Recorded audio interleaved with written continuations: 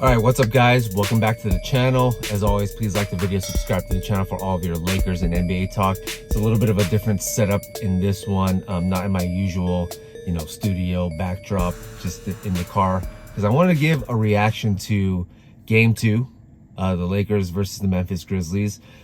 Two games have been played in this series, and it's all tied up 1-1. And I know coming off of Game 2, most Lakers fans are going to feel frustrated, disappointed, maybe even pissed off because the Lakers failed to beat a severely shorthanded Memphis Grizzlies team, right? Not only did they have Steven Adams and Brandon Clark out, but John Morant was out for this one, and still the Grizzlies won 103-93. So a lot of Lakers fans are going to be pissed off, but I'm kind of looking at it from a little bit of a different angle.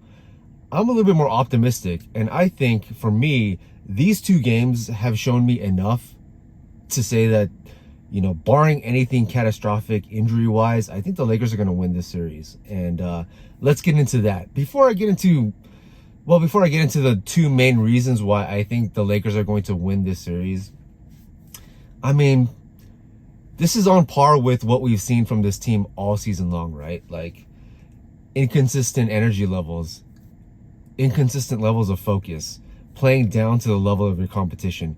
That's been the 2023 Los Angeles Lakers in a nutshell, right? We've seen it time and time again. I don't want to harp on Darvin Ham too much in this video. I did that last video, but this shouldn't be a surprise to anybody that the Lakers lost Game 2, even though all of these Grizzlies players were out. Key players were out, right? So let's just, nothing new there. Nothing new. But on to the optimism, right? On to why I think this series is basically over for the Lakers, basically over in the Lakers' favor, right? Let's start with the three of the main starters for the Lakers, right? Anthony Davis, D'Angelo Russell, Austin Reeves. In Game 1, those three players combined for 64 points in that Lakers victory. Game 2, they combined for 30 points, okay? Big difference. If they even went halfway in between those two performances and gave us 45 points, the Lakers probably win this game. Anthony Davis, that was by far the worst playoff game of his Lakers career, probably the worst playoff game of his entire NBA career, let's be honest. 13 points, 9 rebounds. He hit a three-pointer with about a minute left in the game, and at that point, the Lakers were down 10 points. So essentially, Anthony Davis had a 10.9 rebound game in this one. Awful offensive performance by Anthony Davis in this one. D'Angelo Russell, 5 points, 2 of 11 from the field. A lot of people are on D'Angelo Russell right now at this point. A lot of Lakers fans are saying, fuck this guy, he's not worth it, let's not bring him back. They've jumped off the bandwagon already. I'm not quite there yet. I mean, when he came back to the Lakers this season, he was on fire, right? I mean, did you guys already forget? Like, he was hitting every outside jumper that he was shooting. But now, a bad performance in Game 2, a lot of careless turnovers. He pretty much epitomized the energy level and the focus level of this entire Lakers team in this one. 2 of 11, 5 points. You can't do that, okay? If you're considered one of the main guys, they need you to perform, especially away from home. And for him to essentially, be reduced to a role player in this one, not going to be it, right? Not going to get it done for this team. So I think that's probably his worst ever playoff game also. So you have Anthony Davis, D'Angelo Russell having their worst playoff games ever in their career. And the Lakers, they could have still won this one, right? Memphis gave the Lakers so many opportunities to get back in this game. The lead was cut down to 6 multiple times, but they just couldn't get it over the hump in this one.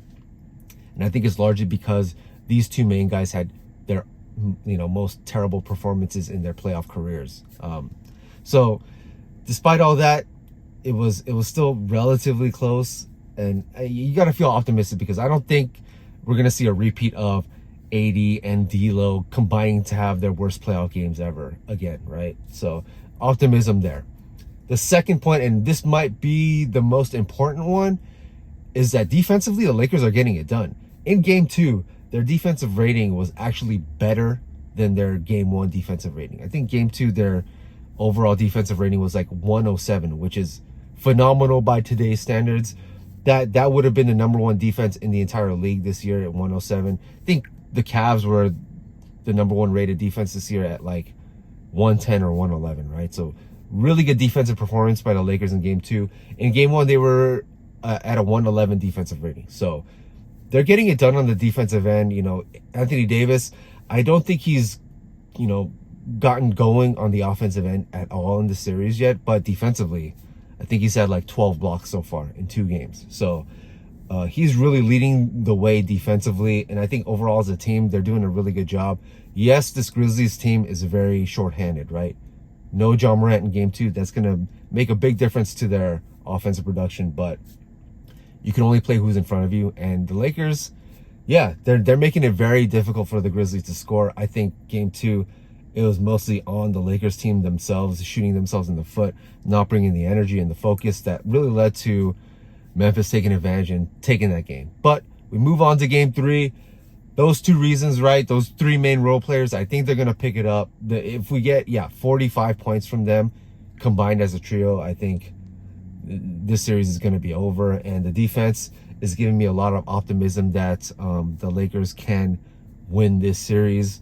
Whether it'll be 5 games, 6 games, 7 games, I don't really know. But I feel very optimistic, barring, once again, any catastrophic injuries, the Lakers will take this one. So let me know your thoughts on this series. Is it over? You know, before I go, I got to shout out Rui Hachimura, right? He's been phenomenal in this series so far. 29 points in game 1, another 20 points in game 2. I don't know that we should be relying on Rui to give us 20 plus points, you know, the rest of the way here, but you got to give him props. He's really stepping up off the bench and giving us a lot of production that a lot of other guys are not giving, right? Like Troy Brown, he's only made 1 3 so far in this series. Malik Beasley's been somewhat of a non-factor as well. So Rui has really stepped it up off the bench.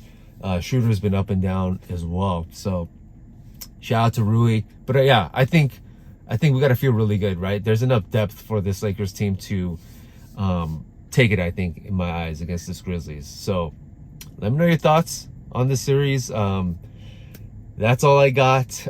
Yeah, I think we're in pretty good position here going into game 3, which will be the very first time LeBron James and Anthony Davis will play a playoff game as Lakers in front of a full capacity crowd, which is kind of crazy considering this is what LeBron's 5th season as a Laker, AD's 4th season as a Laker, and this will be the first time in front of a full home crowd in a playoff game. So that's all I got on this one. Let me know your thoughts on this series. If you think the Lakers got it in the bag, or if it's still, if Memphis has made it a series now, tying it 1 game apiece, let me know your thoughts.